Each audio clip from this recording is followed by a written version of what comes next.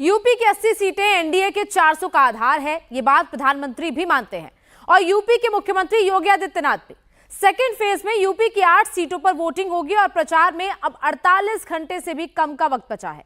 Second phase के लिए आज बीजेपी ने फुल फोर्स के साथ प्रचार किया। प्रधानमंत्री मोदी भी मैदान में आए और सीएम योगी भी। मेरठ में तो टीवी वाले राम की चुनावी परीक्षा के साथ देने के लिए सीता और लक्ष्मण भी मैदान में आ गए। मेरठ में क्या क्या हुआ, योगी और मोदी ने यूपी को क्या समझाया, पूरी डिटेल इस रिपोर्ट में देखिए।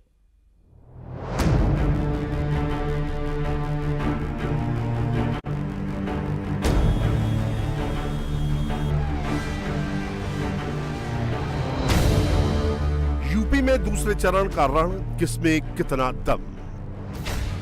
यूपी में दूसरे चरण में क्या होगा, साइकिल चलेगी या कमल खिलेगा।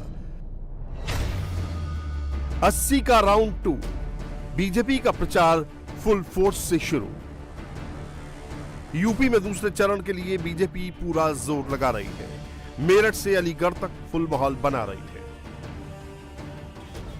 मेरठ में टीवी वाले राम के लिए सीता और लक्ष्मण मैदान में उतरे।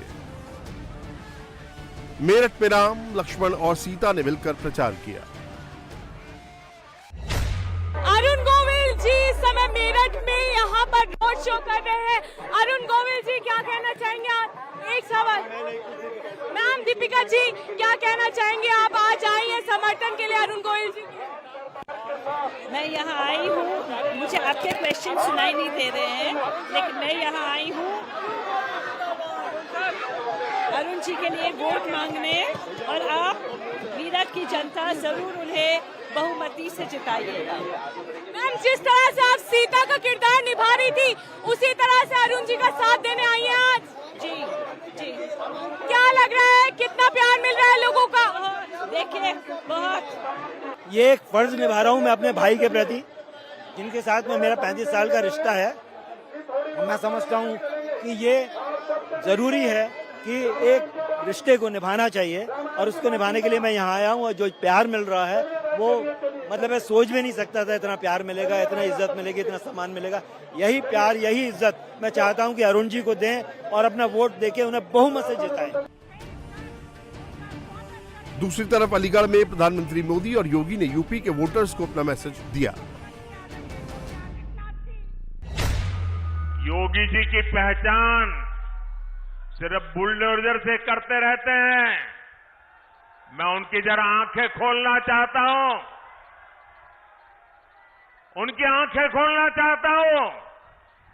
उत्तर प्रदेश में आजादी के बाद जितना औद्योगिक विकास नहीं हुआ, वो अकेले योगी जी के कालखंड में हुआ है। 1 डिस्ट्रिक्ट 1 प्रोडक्ट का उनका मिशन आज पूरे देश में नई इज्जत बना रहा है।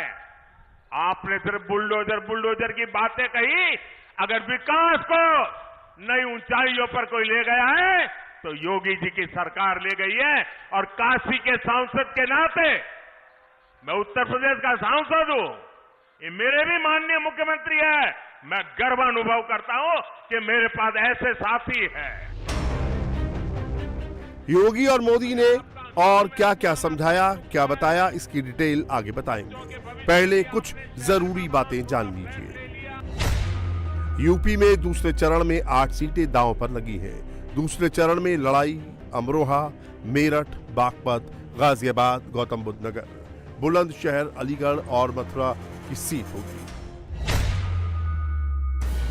अगर 2019 की बात करें तो बीजेपी ने 8 में से 7 सीटें जीती थी। मेरठ, बागपत, गाजियाबाद, गौतम बुद्ध नगर, बुलंदशहर, अलीगढ़ और मथुरा में बीजेपी को जीत मिली थी। सिर्फ अमरोहा सीट पर बीएसपी के दानिश अली ने जीत हासिल की।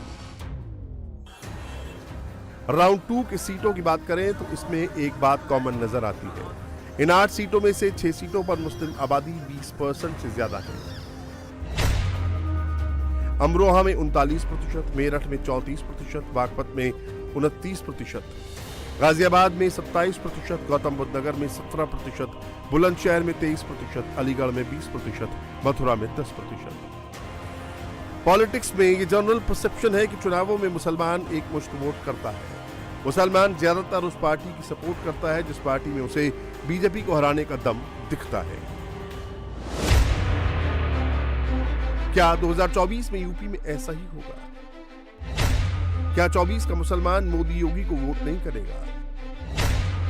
अगर ऐसा होगा तो बीजेपी दूसरे चरण की सीट कैसे जीतेगी? यूपी में दूसरे चरण का सबसे दिलचस्प मुकाबला मेरठ में हो रहा है। मेरठ में मुस्लिम आबादी 34% है, लेकिन यहां किसी भी पार्टी ने मुस्लिम कैंडिडेट नहीं उतारा है।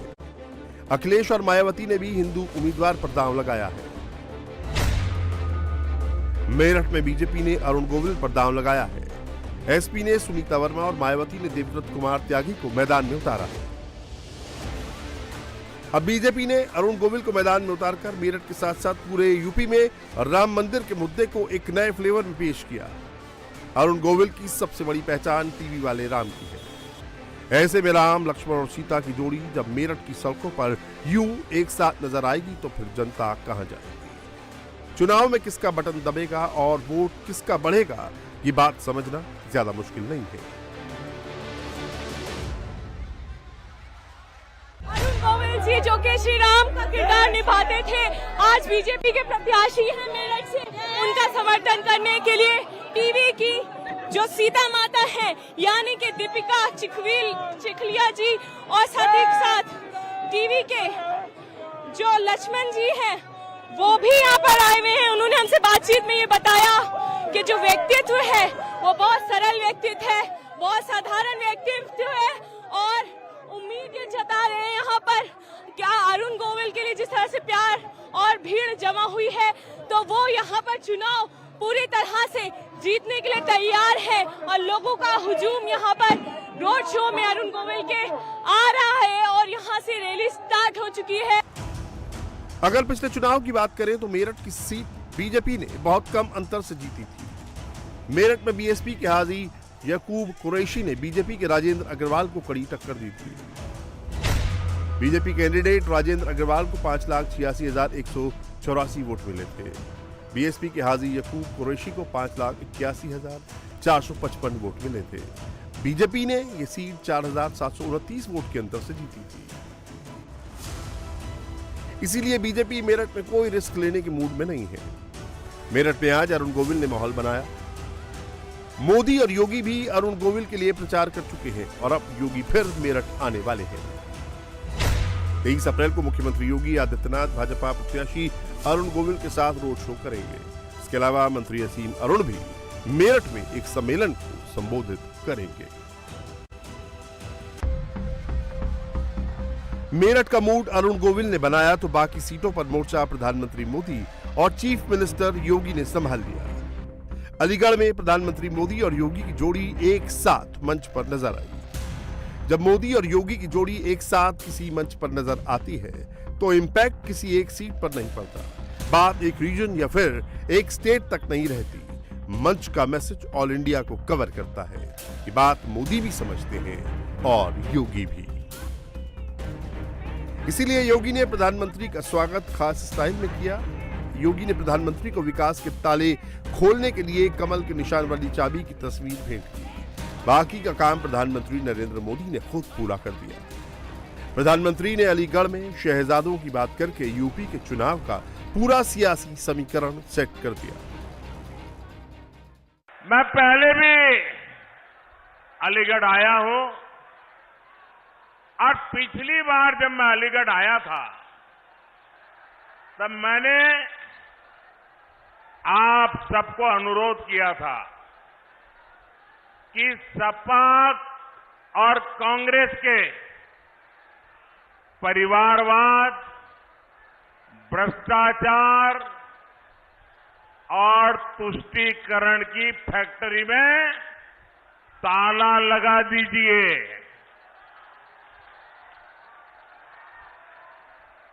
याद है ना?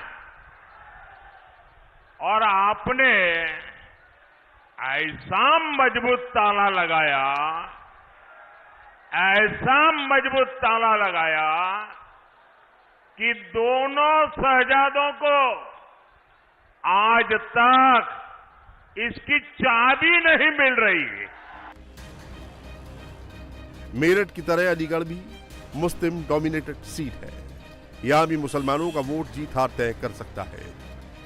प्रधानमंत्री मोदी ने अलीगढ़ के मुसलमानों को एक खास मैसेज दिया। कांग्रेस, सपा जैसी पार्टियों ने हमेशा तुष्टीकरण की राजनीति की और मुसलमानों के राजनीतिक, सामाजिक, आर्थिक उत्थान के लिए कभी कुछ नहीं किया। और जब मैं पसमानदा मुसलमानों की मुसीबत की चर्चा करता हूं तो इनके बाल खड़े हो जाते हैं, क्योंकि ये ऊपर के लोगों ने मलाई खाई है और ये पसमानदा मुसलमानों को भी उसी हालत में जीने के लिए इन लोगों ने मजबूर कर दिया है। साथियों, इसी क्षेत्र में 3 तलाक से पीड़ित कितनी ही बेटियों का जीवन तबाह हो गया था। और सिर्फ बेटियों का नहीं, और 3 तलाक के कारण मुसीबत में आई उस बेटी, उसके पिता, भाई, परिवार सब परेशान हो जाते थे। अब मोदी ने 3 तलाक के खिलाफ कानून बनाकर उनका जीवन भी सुरक्षित किया है। यूपी में बीजेपी की सरकार क्यों जरूरी है? कांग्रेस, सपा, बसपा आएगी तो यूपी में क्या होगा? मोदी ने यूपी को फुल डिटेल में समझाया। हत्या, गैंगवॉर, फिरौती, ये सब तो सपा सरकार का ट्रेडमार्क ही था। यही उनकी पहचान थी और उनकी राजनीति भी उसी से चलती थी। एक समय था जब हमारी बहन बेटियां घर से बाहर निकल नहीं पाती थी। योगी जी की सरकार में अपराधियों की हिम्मत नहीं है कि वो नागरिकों का अमन चैन बिगाड़े।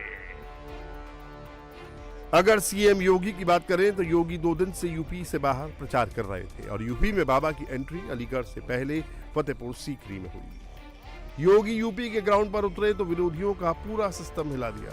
जो लोग मुख्तार को मुद्दा बनाकर यूपी के मुसलमानों को डराना चाहते थे, बीजेपी के खिलाफ भड़काना चाहते थे, योगी ने विरोधियों के पूरे नैरेटिव की बख्शियां उधेड़ दी। अगर आप विरासत का सम्मान करते हैं तो जिन लोगों ने राम और कृष्ण पर प्रश्न खड़े किए थे, आज उनको वोट के लिए तरसा दीजिए। एक भी वोट नहीं मिलेगा उनको। जिन्होंने विकास की योजनाओं के लिए आपको तरसाया था, जिन्होंने गंगा जल के लिए आपको तरसाया था, उनको वोट के लिए तरसा दीजिए। कह दीजिए कि भाई नहीं, जब आपको मौका मिला तब तो आपने कुछ किया नहीं। जब मौका मिला, ये माफिया और अपराधी को अपने गले का हार बना करके प्रदेश के व्यापारी और बेटी की सुरक्षा में सेंध लगा रहे थे ये लोग।